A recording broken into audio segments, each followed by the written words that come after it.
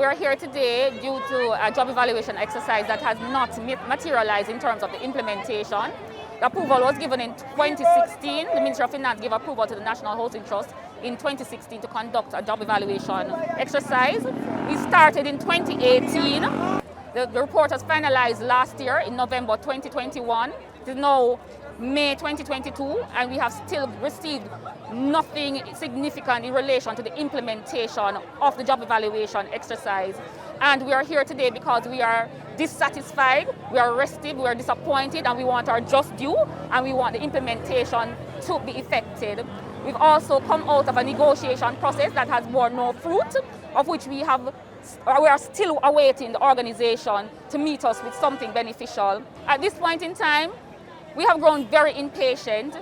The organization has been feeding into the nation, and whilst we acknowledge what is best for national interest, we are saying that we just want our just due because we feed into the process as well. And we intend to be here until we get some answers, until we get implementation.